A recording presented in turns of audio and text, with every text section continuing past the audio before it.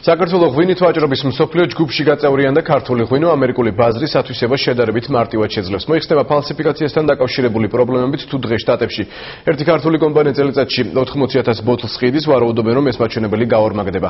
ქართული ღვინის ახალი ბაზარი და არგენტინაში გაფორმებული ხელშეკრულება ნახეთ ლიკა ბერაიას სიუჟეტში. შეთანხმება არგენტინაში მეღვინეობით ცნობილ ქალაქ მენდოზაში გაფორმდა. დღეიდან საქართველოს ღვინით ვაჭრობის მსოფლიო ჯგუფში გაწევრიანდა. ამ ჯგუფის მთავარი ამოცანა ღვინით ვაჭრობის გაადვილებაა. ბიზნეს ლანჩზე სხვადასხვა ქვეყნებიდან მეღვინეებმა ქართული ღვინოც დააგემოვნეს.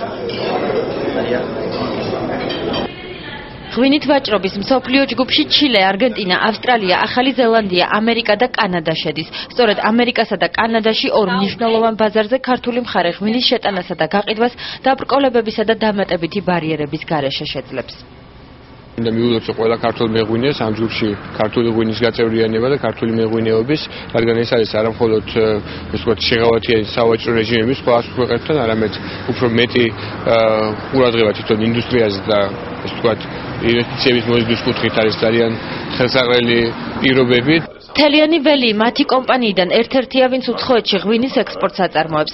ამერიკაში წელიწადში 80,000 ბოთლი ღვინო იყიდება. კომპანიაში ფიქრობენ, რომ ღვინის ვაჭრობის მსოფლიო ჯგუფში გაწევრიანების შემდეგ გაყიდვები უცხოურ ბაზარზე კიდევ უფრო გაიზრდება.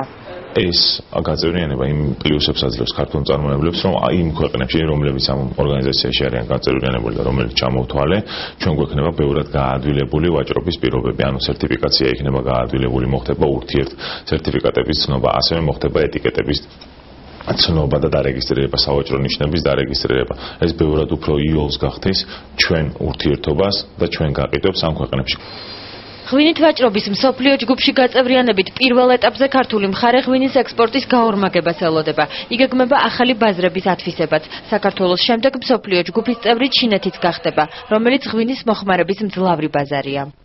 ამ ქვეყნებს აქვთ აღიარებული ენოლოგიური პრაქტიკები ერთმანეთის, ეტიკეტირების წესები და სხვა ის მექანიზმები, რაც უადვილებს ამ ქვეყნებს ღვინით ვაჭრობას. ანუ დამატებითი ბარიერები იხსნება ღვინის ექსპორტისას და შესაბამისად ეს უადვილებს კომპანიებს, რომ გაიტანონ ღვინო აი ამ ჯგუფის წევრ ქვეყნებში და მოგახსენეთ, რომ ამერიკის შეერთებული შტატები ერთ-ერთი წამყვანი ქვეყანაა ამ ჯგუფში. ღვინით ვაჭრობის მსოფლიო ჯგუფში ახალი ღვინის ქვეყნები 16 წლის წინ იმისთვის გაერთიანდნენ, რომ ერთმანეთში ღვინით ვაჭრობა გაეადვილებინათ. იმპორტიორებთან და უცხოელ სავაჭრო აგენტებთან ურთიერთობა უკვე საქართველოსთვისაც მარტივი იქნება. უცხოურ ბაზარზე ღვინის ფალსიფიკაციასთან დაკავშირებული პრობლემების შემდეგ ქართული ღვინო ადვილად შევა მსოფლიო ბაზარზე და გაყიდვების მეტი შანსიც ექნება.